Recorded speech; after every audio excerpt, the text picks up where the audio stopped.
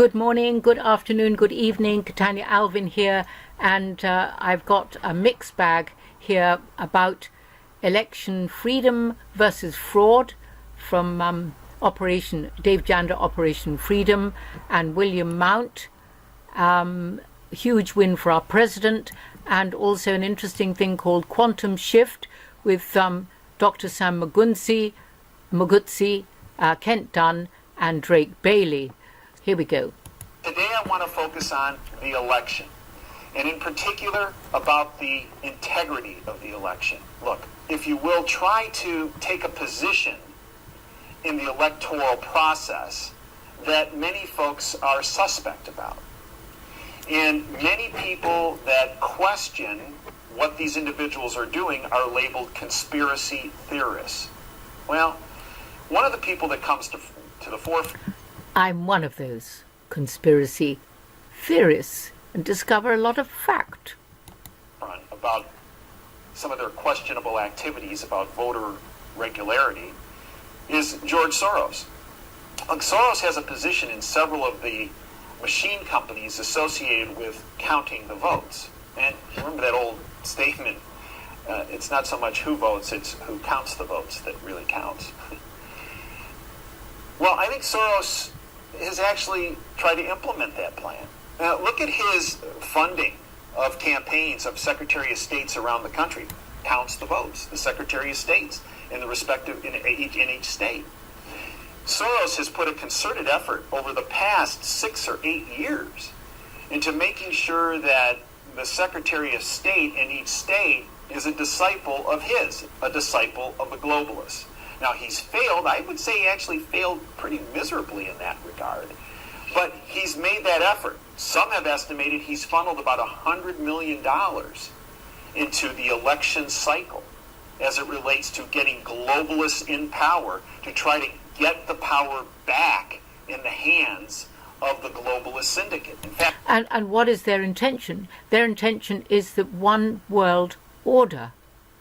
But what we've seen with Pizzagate, what we've seen with Pediagate in here in Europe and England, Pizzagate in America, is that actually it's the one world satanic order.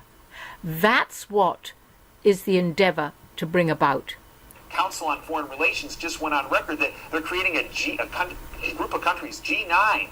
And the Council for Foreign Relations was directly set up by the Committee 300, set up in 1891. To undo... In the City of London, remember, rule Britannia and all that. This is the Council on Foreign Relations, globalist think tank, to undo what Trump has done in his first 2 years. And one of their objectives has focused on this election. And in fact, we've already seen evidence that Trump has not sat back on this. He, in fact, has implemented many teams to ensure voter regularity. Just look what happened this past Sunday. Now, the bought-off lamestream fake media didn't touch this story. Zero Hedge did. It was in Georgia. Headline, Georgia investigating Democrats for allegedly hacking voting system. Georgia's Secretary of State and Republican gubernatorial candidate Brian Kemp revealed on Sunday that his office is opening an investigation into Georgia Democrat Party on allegations that it attempted to hack the state's voting system, including allegations of possible cyber crimes. Remember, we just had some convictions in North Carolina on voter fraud. We just had some convictions in Texas of people that were filling out cards, putting them in the Democrat category of illegals, no less. It's a brilliant one. Do go into the description box and listen, like and share and subscribe if you haven't. This is a brief excerpt from Charles Ortel talking with Jason Goodman and FRAUDBUSTERS. And this is interesting, this right at the beginning. I didn't send it to you, but there's a story just up, I think, in either Free Republic or Zero Hedge about how a leading Silicon Valley investor has come forward to say that the whole unicorn startup, world is one gigantic Ponzi scheme. And it's one gigantic Ponzi scheme. Whoa, yeah. Element, I think there are some very good companies that were created out of Silicon Valley, but I happen to agree with that theory that watch Theranos, for example. It was Elizabeth Holmes, right. fawned all over her, and it turned out to be just a complete invention. Something with blood, that Theranos?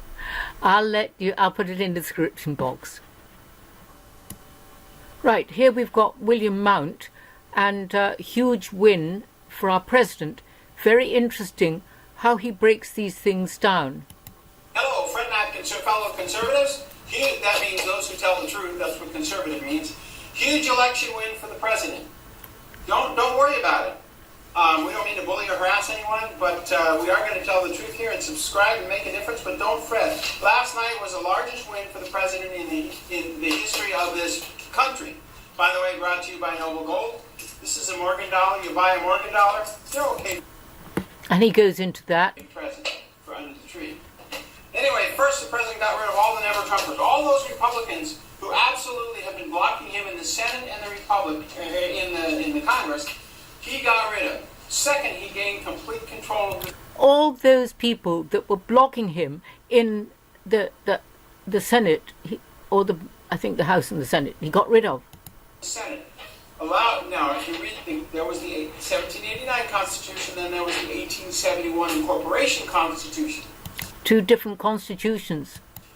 In the United States Code 2, Section 286, we operate under the 1871 Organic Constitution, not the federal Constitution.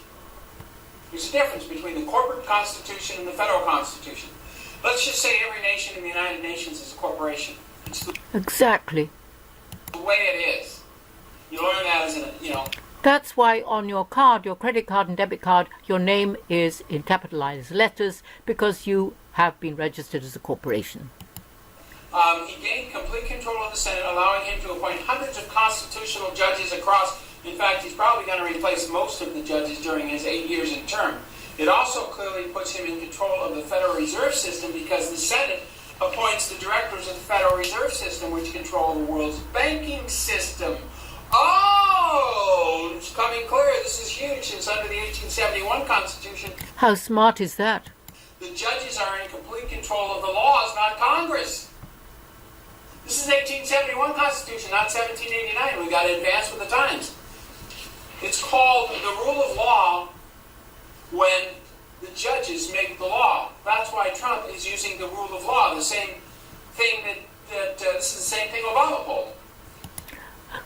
I'll put his link in the description box because every bit of all these is worth listening to.